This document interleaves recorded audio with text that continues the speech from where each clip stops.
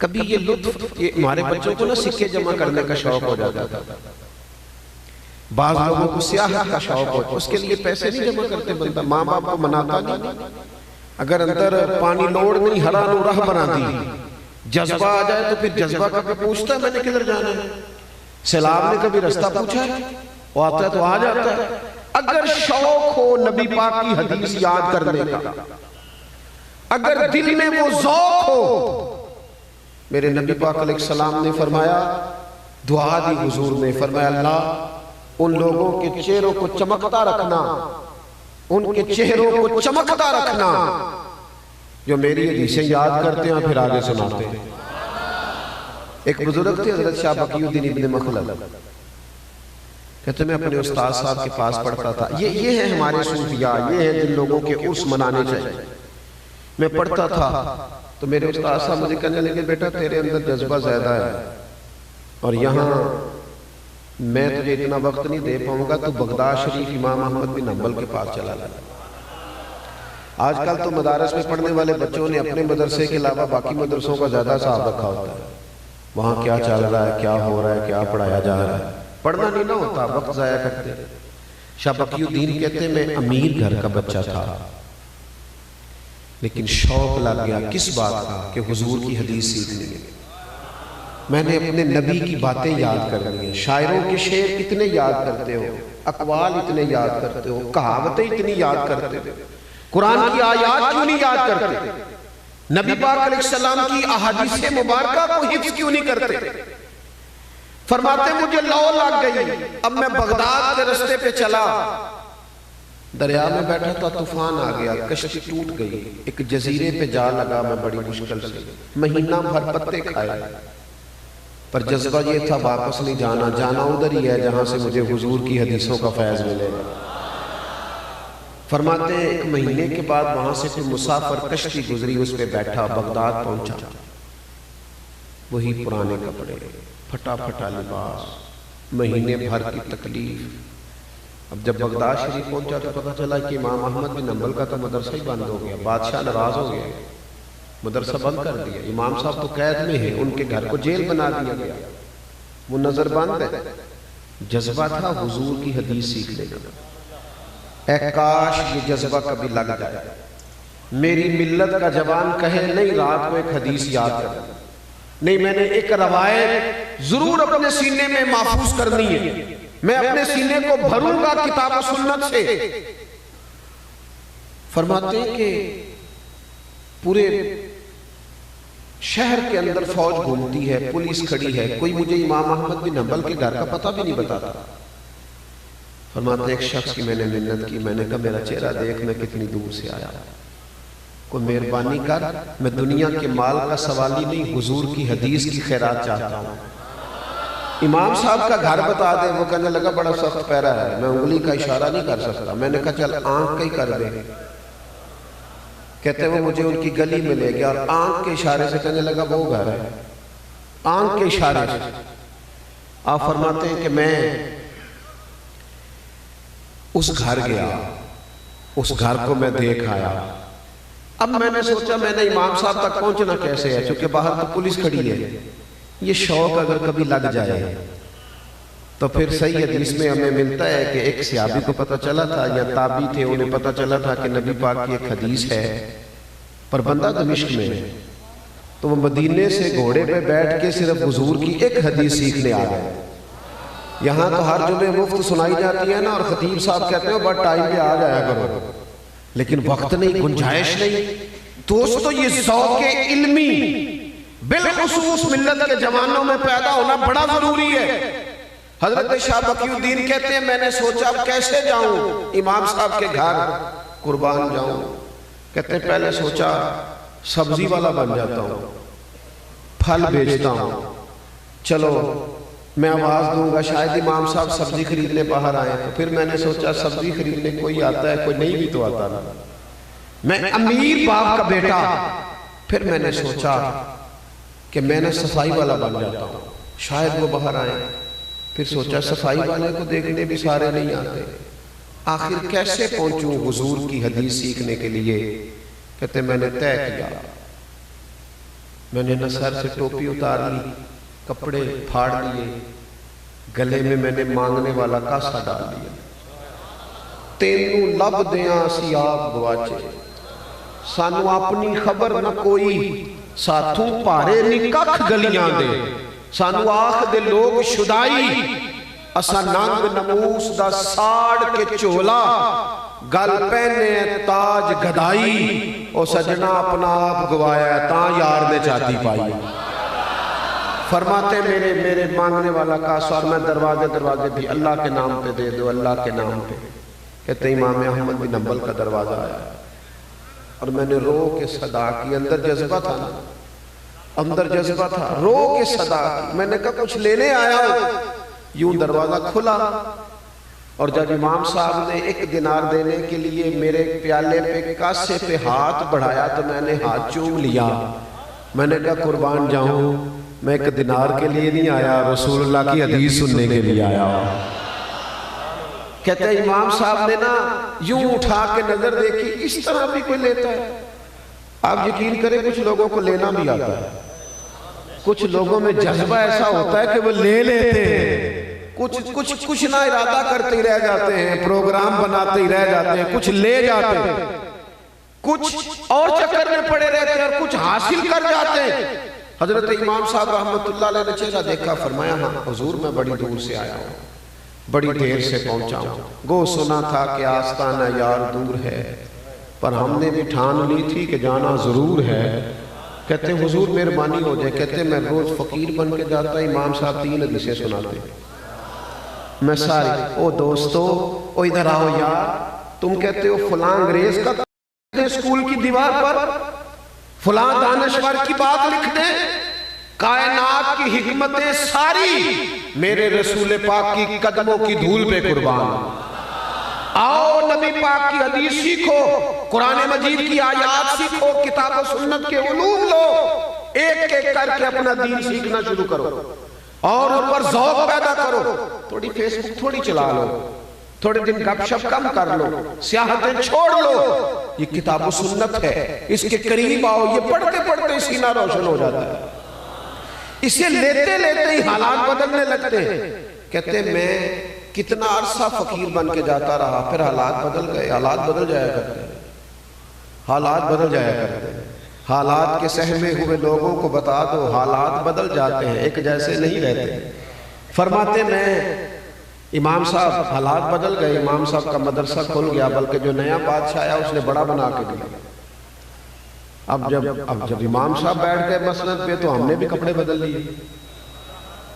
فرماتے جب پہلے دن میں مدرسے میں گیا تو باقی شاگرد بیٹھے تھے، مجھے دیکھ کے امام صاحب اٹھ کے کھڑے ہو گئے، فرمانے لگے بڑی دنیا نے پڑھا ہے پر جو تو نے پڑھا ہے، ایک تو اپنے اندر وہ ذوق علم کا، اور دوسری بات مومن کہتے ہی باعمل کو ہے،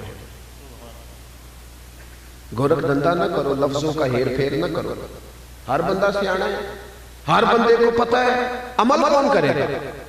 ہم اگر کبھی کو بات سنتے سیکھتے ہیں تو وہ صرف اس لیے کہ 2 بندے ملیں گے تو انہیں سنا دوں گا، دوسروں کو نصیحت کروں گا۔ میرے نبی پاک علیہ السلام کا سارا دین عمل کے لیے آیا، عمل کے لیے۔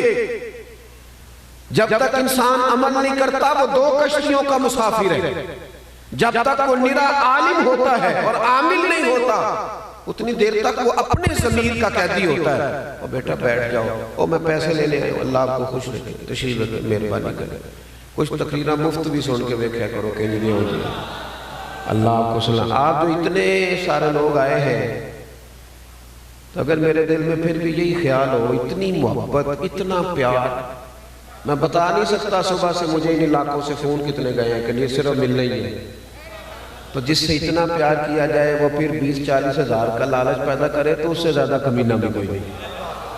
جس سے اتنا پیار کیا جائے لوگ راہیں بچھائیں، سانو تخت ہزارے ریلوڑ کی، نالے کی لگے شہر بمبول دے نال اسی اپنی بال کے سیکھنے ہیں، سانو کی لگے کسے اور دے نال، اور کرو مدح اہل دول رضا، پڑے اس بلا میں میری بلا، میں گدا ہوں اپنے کریم کا، میرا دین پارا اعلان ہے۔ آپ توجہ کریں اگر میری بات کو سمجھیں کہ دین عمل کے لیے، عمل کے لیے دین کردار بدل دیتا ہے۔ سوچ بدل دیتا ہے. رب فرماتا ہے وَعِبَادُ الرَّحْمَنِ الَّذِينَ يَمْشُونَ عَلَى الْأَرْضِ هَوْنًا. رحمان کے بندے زمین پر عاجزی سے چلتے ہیں.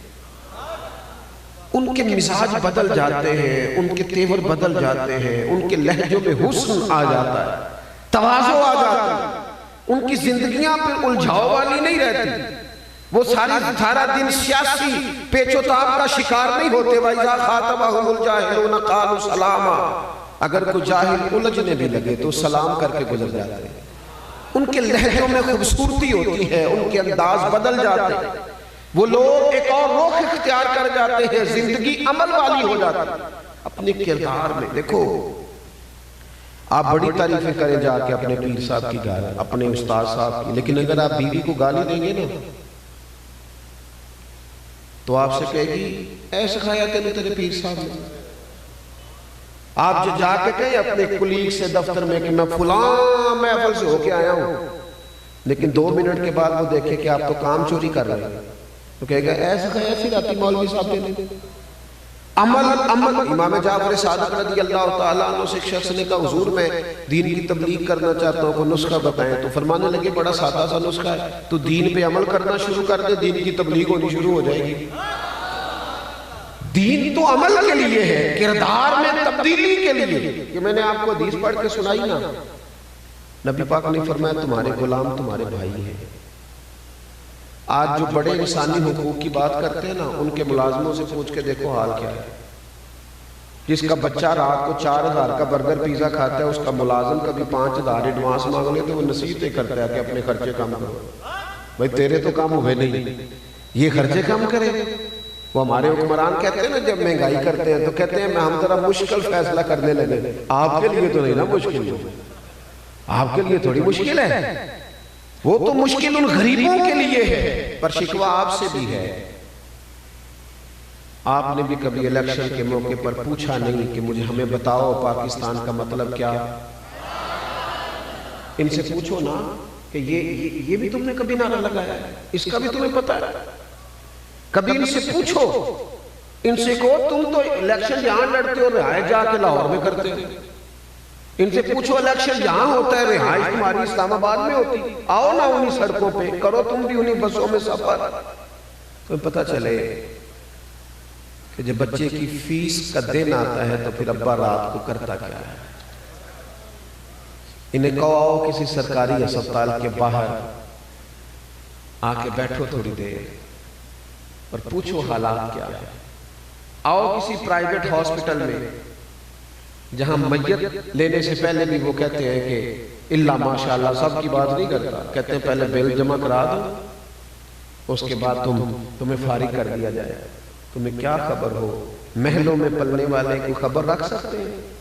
میں آپ سے عرض کروں گا کہ کچھ تھوڑی سی ہمیں خود بھی اپنی شعوری بلندی, اخلاقی طور پر جو قوم مضبوط ہو جاتی ہے نا, وہ معاشی طور پر بھی ہو جاتی ہے. لیکن اگر ریڑھی والا بھی بددیانتی کرے اور مزدور بھی سگریٹ پیتے 20 منٹ لگا دے اور چائے پینے جائے چائے کے اوپر یہ 1 گھنٹہ لگائے, تو پھر وہ قومیں آگے نہیں بڑھ سکتی. میرے عزیز, دین عمل کے لیے آیا ہے, عمل کے لیے. تقریریں ہوتی ہیں حضرت صاحب آؤ جی خطاب کرو, تو میں تو اب ویسے بھی 25-30 منٹ تقریر کرنے والا مولوی ہوں, تو میں دوستوں سے اکثر یہ پوچھتا ہوں, میں کہتا ہوں تقریریں کس لیے ہوتی ہیں ویسے؟ کانوں کی لذت کے لیے, واہ واہ کرنے کے لیے. اگر تو تقریر سیکھنے سکھانے کے لیے تو 10 منٹ کی کافی ہے, اور اس پہ عمل کرو. اور اگر آپ نے کانوں کی لذت لینے یا واہ واہ کیا بات کی, تو پھر تقریریں صدیوں سے ہو رہی ہیں, ہوتی رہیں گی. پھر بڑے بڑے شعلہ بیان خطیب, وہ ہمارے تو نقیب جب چلتے ہیں نا جناب, آپ نے تو بڑے سادے سے نقیب رکھے تھے نا, ہمارے تو نقیب جب چلتے ہیں نا اسٹیج پہ تو میرے جیسا بندہ ڈر رہا ہوتا ہے. وہ کہنے تیار ہو جو میں جملہ دینے لگا, میں تو جملہ دینے لگے بم چلانے لگا. کار جو بات کر دی ہے تو نے کوئی مذاق ہے؟ یہ رسول اللہ صلی اللہ علیہ وسلم کا دین ہے, سنجیدہ بات کریں آپ, کتاب و سنت کے دائرے کے اندر رہیں, بھاگ دوڑ کس بات کی؟ اور نہیں پتا کون رافضی ہو گیا, کون خارجی ہو گیا, عقائد و نظریات سے گھومے اور پھرے ہوئے لوگ, آپ نے قبضہ دے دیا سب کو. واپس لوٹے دین حق کی جانب. دین عمل کے لیے آیا ہے, کردار میں تبدیلی. حضرت بائی بستامی کا زمانہ تھا, ایک یہودی اور مسلمان آپس میں دوست تھے، تو وہ یہودی اپنے مسلمان دوست کے پاس بیٹھا تھا، تو مسلمان کہنے لگا کلمہ پڑھ جا، مسلمان ہو جا، تو مسلمان ہنس پڑا، وہ یہودی ہنس پڑا، کہنے لگا اپنے مسلمان دوست سے کہ میں نے دو دین دیکھے ہیں، ایک دین وہ ہے جس پہ تو عمل کرتا ہے اور ایک وہ ہے جس پہ حضرت بایزید عمل کرتے ہیں۔ کہنے لگا اگر دین وہ ہے نا جس پہ تو عمل کرتا ہے تو پھر تو کلمے کا ہی فرق ہے، ورنہ معاذ اللہ تو میرے ساتھ شراب خانے بھی چلا جاتا ہے، تو وہ سارے کام کرتا ہے جو میں کرتا ہوں، تو فرق کیا ہے؟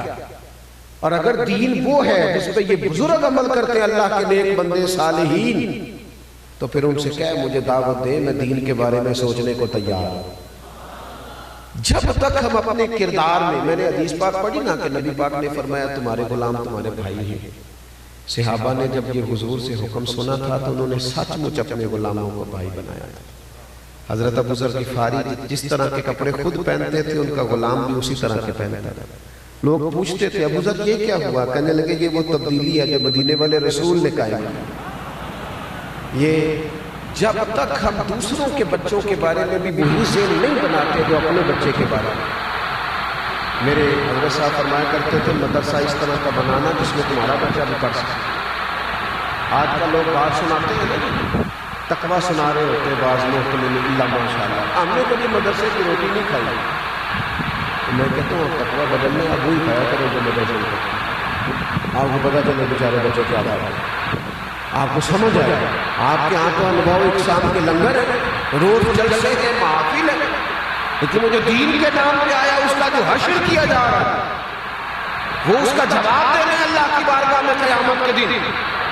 ہم جو اپنے بچوں کے بارے میں سوچتے ہیں وہ پڑوسی کے بچے کے بارے میں کیوں نہیں سوچتے؟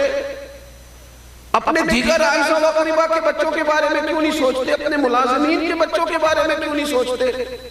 اسلام کردار و عمل میں تبدیلی کی بات کرتا ہے، فکری انقلاب برپا کرتا ہے، سوچوں کو بدل دیتا ہے، نظریاتی مسلمان بناتا ہے۔ نظریاتی نعروں کی حد تک اور گفتگو کی حد تک کوئی شخص چمکے تو وہ تو ساری دنیا چمک رہی ہے۔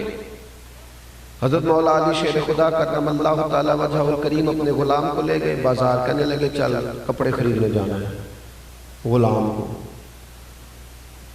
کو یہاں تو ڈرائیور جو ہوتا ہے نا اس کو لوگ کھانے میں ساتھ نہیں بٹھاتے، تو ڈرائیور کی روٹی اٹھے کھا گئے، حالانکہ صاحب گاڑی میں سو رہے تھے، ڈرائیور ہی ہے جو خیریت سے لے آیا ہے، لیکن وہ کہہ رہے ہیں کہ اس کی کھانا ادھر بھیج دو، وہ ہمارے ساتھ نہیں بیٹھ سکتا۔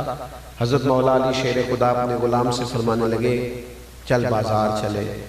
بازار گئے، دونوں کپڑے خریدے، ایک جوڑا مہنگا تھا ایک سستا تھا۔ غلام کہتا ہے میں سمجھ گیا مہنگا جوڑا آقا کا ہے، سستا غلام کا ہے۔ ایک ہی تھیلے میں دو جوڑے تھے۔ پھر وہ چوک آ گیا جہاں سے مجھے اپنے گھر جانا تھا، حضرت علی کو اپنے کاشانہ نور میں جانا تھا۔ فرماتے مولا علی شیر خدا کرم اللہ تعالی وجہ الکریم مجھ سے کہنے لگے، اپنے غلام سے کہنے لگے لا بیٹا وہ میرے والا جوڑا مجھے دے دے، میرے والا سوٹ دے دے۔ کہتے ہیں میں نے مہنگا نکال کے بڑھایا تو فرمانے لگے یہ نہیں میرا،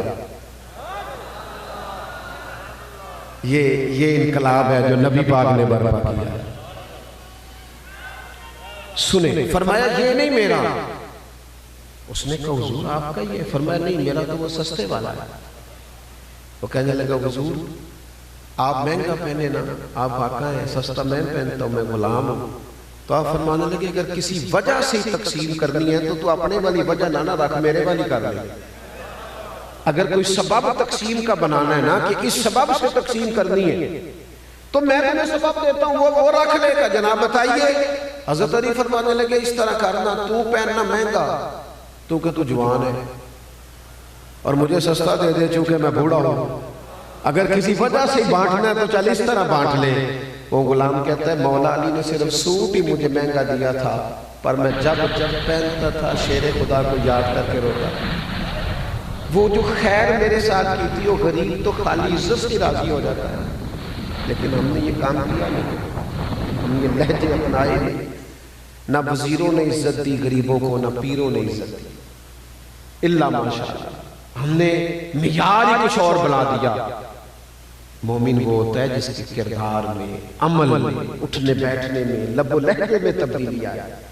جس کا طرز مسلمانوں والا، طریقہ کار اہل ایمان والا، اور تیسری بات اس میں اخلاص ہو، للہیت ہو۔ آپ دنیا کو دکھانے کے لیے جب کام کرتے ہیں تو آپ اداکار بن جاتے ہیں۔ اداکاری جو ہوتی ہے وہ کر کر کے بندہ تھک جاتا ہے۔ یہ جو اخلاص ہوتا ہے یہ نارمل زندگی ہوتی ہے، روٹین کی لائف۔ آپ جو اوپر سے ہیں وہی اندر سے۔